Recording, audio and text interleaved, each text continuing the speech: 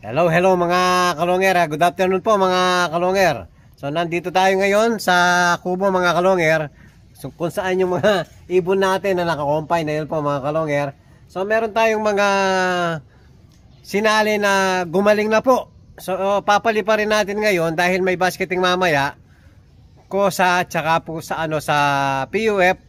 Sa Kosa po yung sinasabi natin na medyo malayo na po yung lalakwawin ng mga ibon natin. So mamaya po ibabasket na natin. So papakita natin mga kalonger kung makakasabay sa ronda yung mga ibon natin.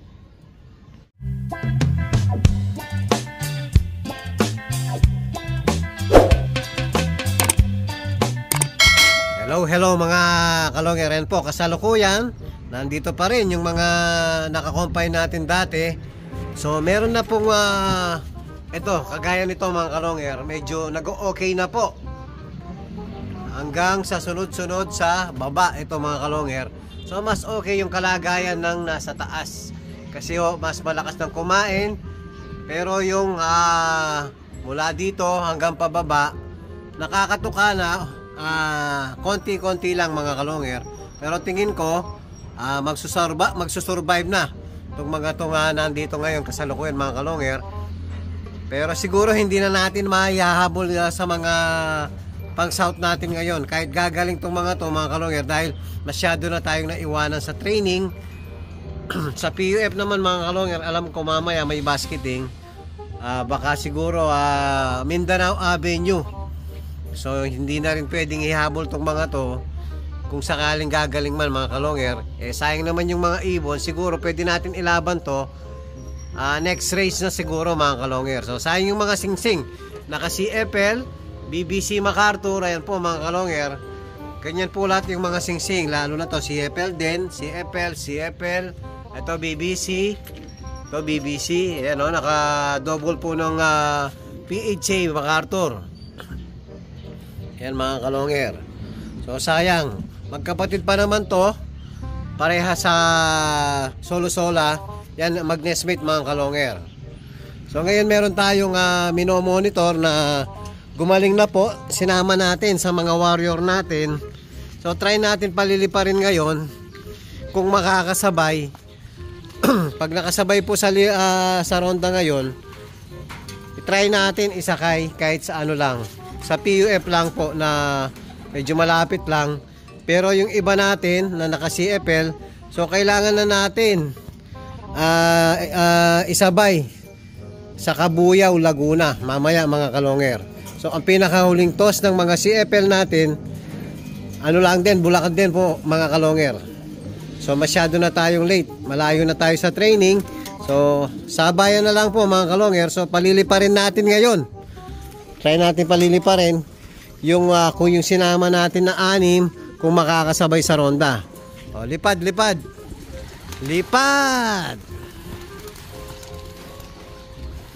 lipad na.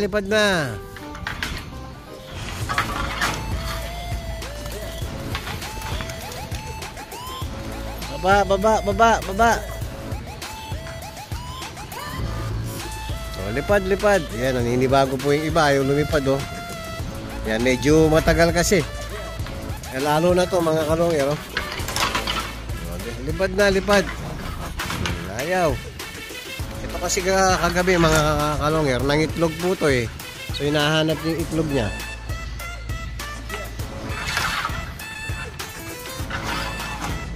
Iiwanan ka.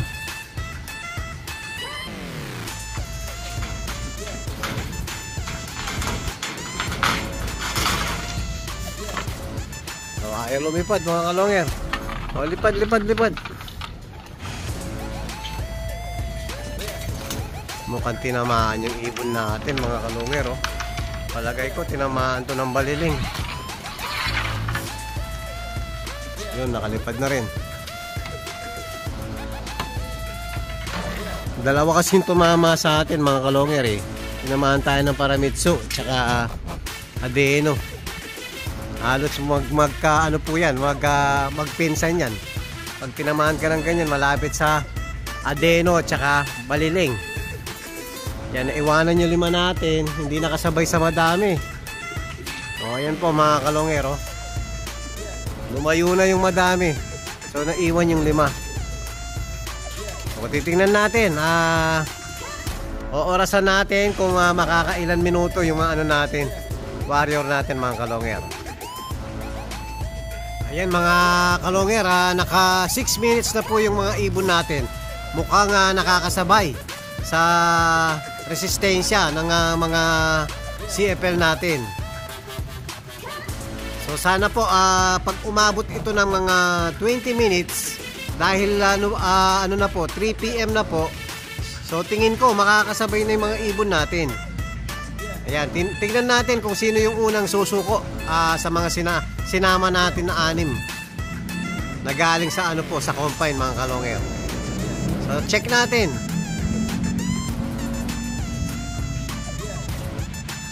Ayan, pababa na. Sana medyo lumayo pa ulit para humaba pa yung oras ng lipad nila. Ayan, medyo pumoporma na po rito mga kalonger. Titingnan natin kung sino yung una susuko sa 6. Yan, dumapo na yung isa natin sa 6 na binabantayan natin mga kalonger. So solo-solo rin to mga kalonger. Ayan, pagod na pagod.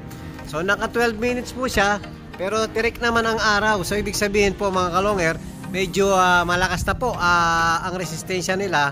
Dahil sa 12 minutes po na tirik ang araw, okay na rin po mga kalonger. So isa pa lang ang sumuko, wala pang ibang dumapo. Ayan, so umiikot pa rin yung mga ibon natin. Ayan, tingnan natin kung sino yung next na dadapo mga kalonger.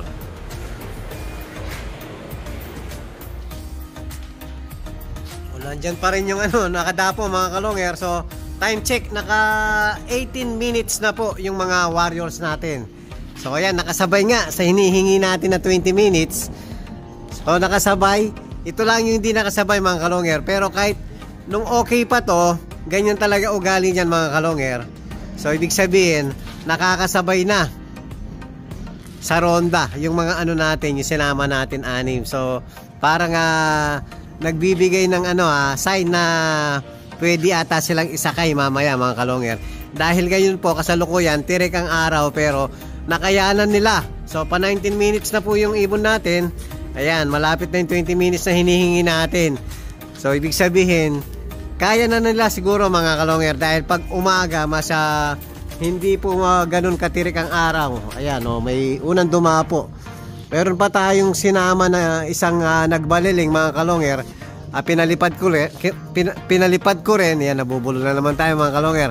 Pinalipad ko rin kasama nila mga kalonger. Yan po, nakasabay sa mga warrior natin. So dito tayo, yan, dumadapo na. Ayun, may dumapo na mga kalonger. So pwede na. Saktong 20 minutes na po mga kalonger. Ayan, dumapo na. Okay na yung oras nila. So, pwede na mga kalonger.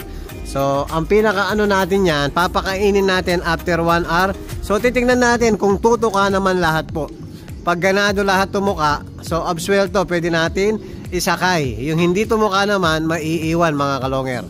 So, papasukin muna natin yung mga warrior natin. Dumapo na po halos yung mga warrior natin. So, papasukin ko muna mga kalonger. Yan, mukhang bitin pa. So naka 24 minutes na po. So sobra-sobra na sa hinihingi natin na oras.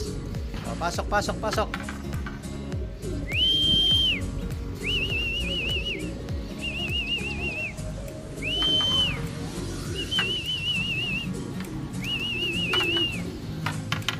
Pasok.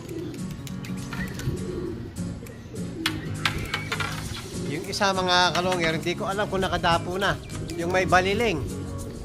So nahihirapan po dumapo yung isang sinama natin na nagkabaliling mga kalonger. So ito kasama rin sa 6 yung grisel na to. Ayan, nabitin pa. So, papasukin ko muna mga kalonger. Hello mga kalonger, napapasok na natin lahat at kasalukuyan pinapakain na natin. Ayan, tumutuka po lahat mga kalonger. Maganda yung sign ng mga ibon natin para talagang gustong magpasakay lahat. Yan, inuna natin yung pellets muna mga kalonger. Ayan, meron isang umiikot-ikot pero tumutuka naman mga kalonger. So next natin bibigay yung mix seeds natin. mas hinihintay po nila yung mixed ginawa natin mga kalonger. So after ng pellets, yun ay ibibigay natin mga kalonger. Pero magandang sign ang binibigay ng mga warriors natin. Ayan po. Ayan. So, next, nagbibigay natin yung mixed seeds natin. Next natin pinakain, yan nga mga kalonger, yung mixed seeds natin. Ayan, gustong gusto po. Ayan, tumuka lahat. Very good kayo. So, sasakay kayo mamaya. Lahat kayo sasakay. Sana makauwi kayo bukas. Yan, sasabayan na natin yung CFL natin na pinakalastos nila last 2 weeks mga kalonger. Yun nga, Mindanao Avenue. So, ang kasunod, Cabuyao, Laguna na. Sana makasabay yung mga warrior natin.